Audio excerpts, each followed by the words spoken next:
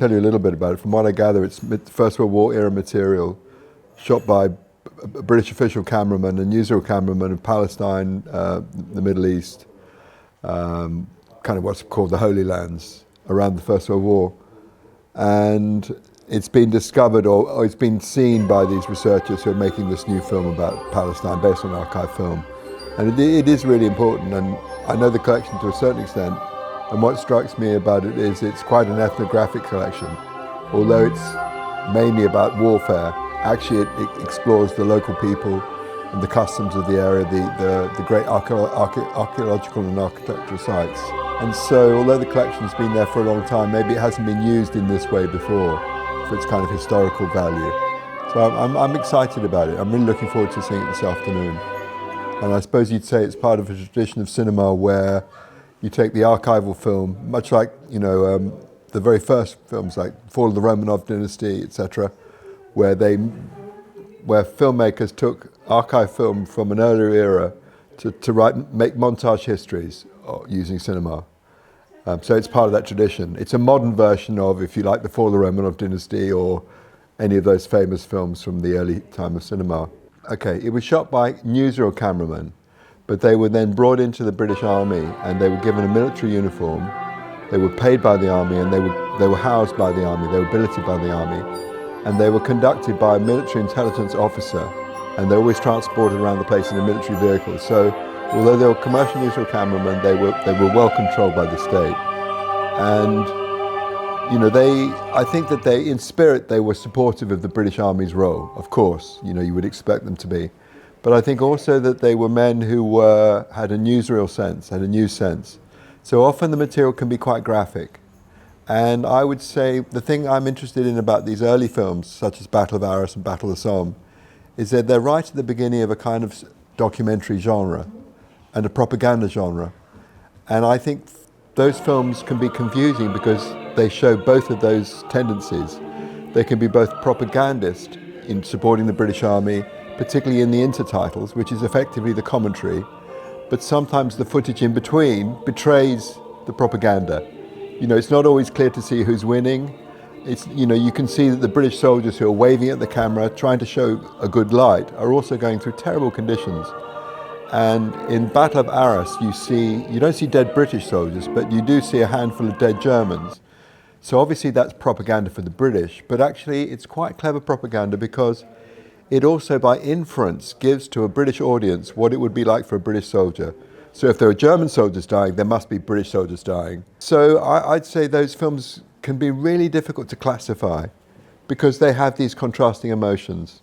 And because after all, they are documentary cinema. There was a limit to what you could do as a filmmaker on the battlefield. You're not a director. You can't tell a whole load of men to do this, do that. A war is going on, and the military are really uncomfortable about cameramen because they think they're going to draw the fire of the enemy. So I would say most of it is actually as it's happening. It's not reconstructed, it's not reenacted, it's not faked. It's the real thing. So we're looking at rare film of a battle. I mean, for example, in Battle of Arras, there are two key moments where they have trench raids. And a trench raid is when a group of soldiers get sent over to what was then the German lines to either capture prisoners who they would then bring back and interrogate and get information from, or they would use it to get general kind of intelligence. And there are two trench raids happen, and they're frightening and exciting at the same time. And you can see these soldiers, they jump up, they run towards the lines, they go through the barbed wire, they're being shelled, there are smoke bombs going off, and this is actuality, and it's very, very powerful. And one of the reasons I know it's actuality is because the cameraman doesn't know when it's going to happen. So the camera is waiting there, and waiting and waiting and waiting, and suddenly the soldiers pop up and they start charging forward.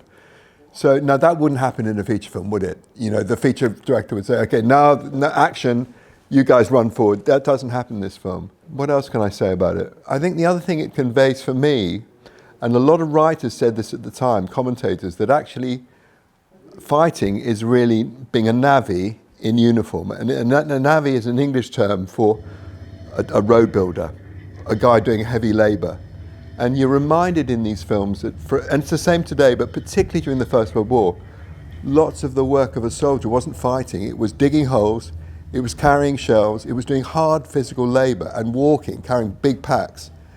And that's, I think, for audiences in Britain, they were full of admiration for these men, because not only were they fighting, they were living in holes in the ground, they were carrying bloody great amounts of material, they were digging holes. It was physically tough work. And for audiences back in Britain, this was quite humbling, and they were full of admiration for their fellow men. Now, the other thing I think is really striking about the British military film tradition, which is slightly different to the others, is that they did their best to engage the audiences home by waving at the camera. And the soldiers didn't need much encouragement to do that. And what they're trying to convey to the audiences at home is that, hi mum, hi your girlfriend, everything is fine for me, don't be worried about me. And people found that engagement incredibly powerful. And actually it was quite common for audience people feeling they'd actually seen one of their loved ones on screen. Now there was a chance that happened, but more often than not, they thought they saw their loved one on screen. So the cinema becomes a kind of place, a kind of meeting point between soldiers and the people at the home front. I can't quite put my finger on it, but it's an incredible moment of emotional intensity, which does have a propaganda purpose, because people are seeing their own men serving in a place that they don't understand, which they know nothing about. You know, people realised that when they saw these films, they actually didn't call them films, they called them pictures. And that's not just because it was known as the pictures. I think they understood that an official war film was different to another type of film because it was real, because it showed real men. It wasn't acted generally, it wasn't performed. And people understood that they were seeing something very, very powerful in as it was taking place. And lots of people said there's nothing more powerful than these films. They're better than the writing of journalists, they're better than plays, they're better than any other form of representation. These films show us as it really is. And I think the other thing we must remember, particularly in case of Britain, so Britain had a professional army up until the First World War, a small professional army of maybe 100,000 men, who mainly were involved in wars right across the world. Most people really didn't understand what warfare was like. You know, you might think Britain was a very wartime nation, but it didn't have a big standing army. It had a very small army. Suddenly in the First World War, conscription comes in and you've got 4 or 5 million men in uniform going to a place to fight in a war that no one knew anything about. They didn't know what a trench was. They didn't know what a bayonet was. And suddenly all of these elements that they've read about in the newspapers are kind of given us a visual glossary. They show what it's like. And I think people found that very humbling. You know, they felt, particularly people who'd lost loved ones, their brothers, their lovers, their husbands, their fathers. They knew that they'd been lost in France in the trenches, but they didn't know what didn't give it any meaning for them. And Lloyd George's girlfriend, Frances Stevenson, wrote this famous piece because her brother was killed in the First World War. She saw Battle of the Somme, which was the first of this trilogy of films, of which Arras is the third. And she said, although she found it upsetting, it actually was very comforting because she suddenly understood what her brother had been through and the kind of place he had been in. When people lose people, they need to have an understanding of the manner in which someone died who they loved. And that's what these films did. They provided people with visual context.